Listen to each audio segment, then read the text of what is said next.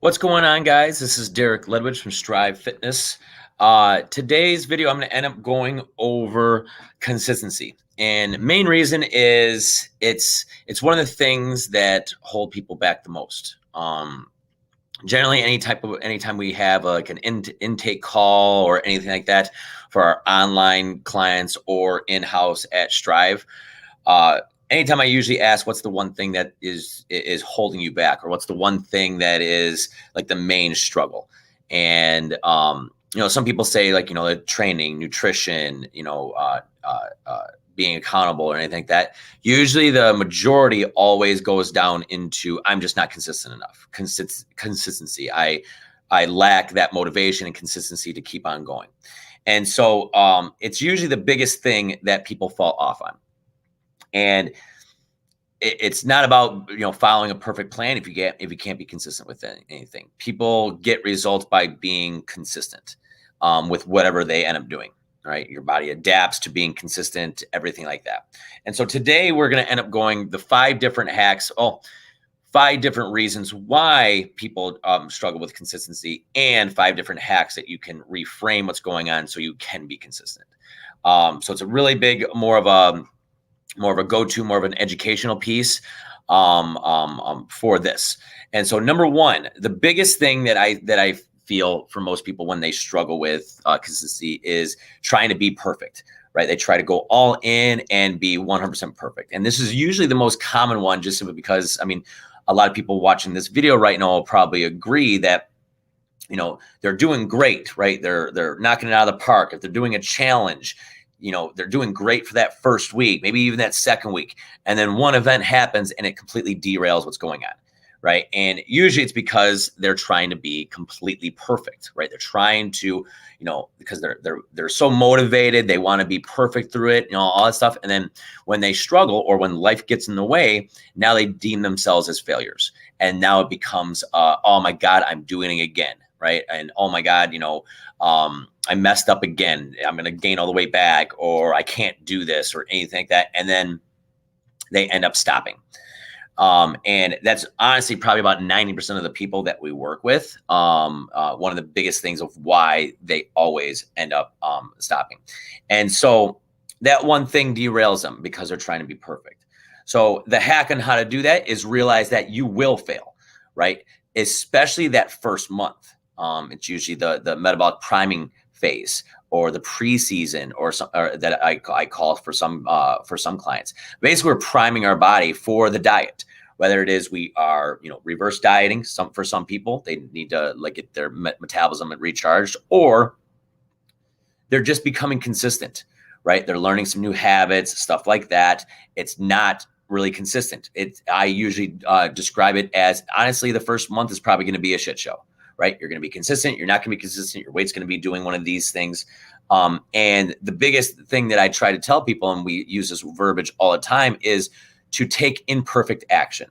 It's not about being perfect. It's about looking back at the week and looking at how consistent you were, and then realizing, okay, I'm going to adjust my week, adjust my plan to become a little bit better, right? How can I get better here?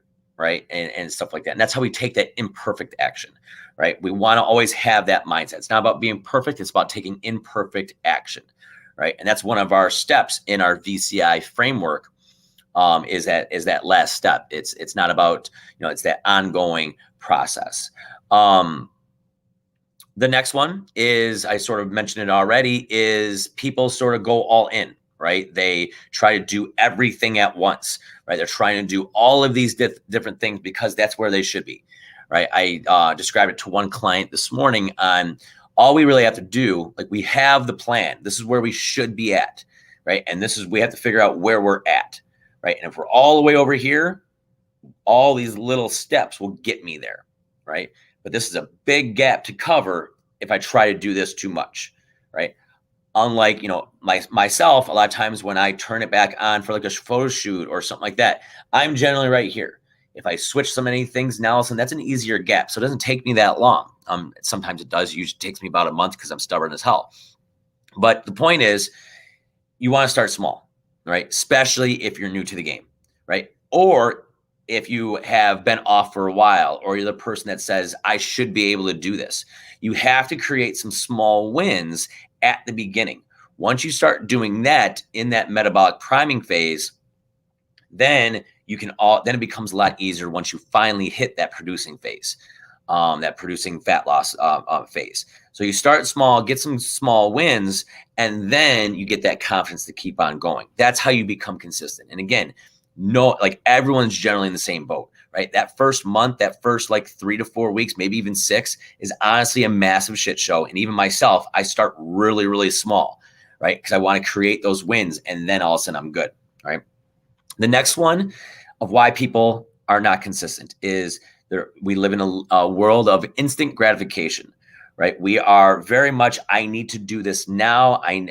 So many people, when I ask, why do they always fail, or why do you feel you always struggle? And it's always, well, I'm the type of person that if I don't see results right away, I stop, right? And honestly, that's about, like, again, so many people in today's day and age, right? Is I want instant gratification. I want people to like my posts. I want people to see this. I want people to do this.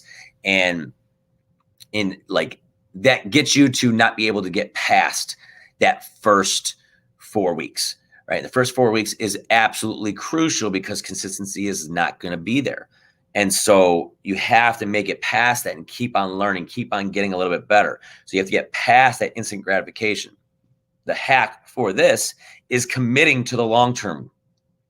So you have to just 100% be brutally honest with yourself and say, I'm going to commit to 6 weeks of just being consistent with nutrition, or trying to, right? I'm going to be consistent with the process, not the outcome, right? If you do that, the outcome will come. But if you're not doing that, and all of a sudden now we're just sort of here, we're not going to be consistent, and then you're not going to get the results anyway. So commit to the actual long game.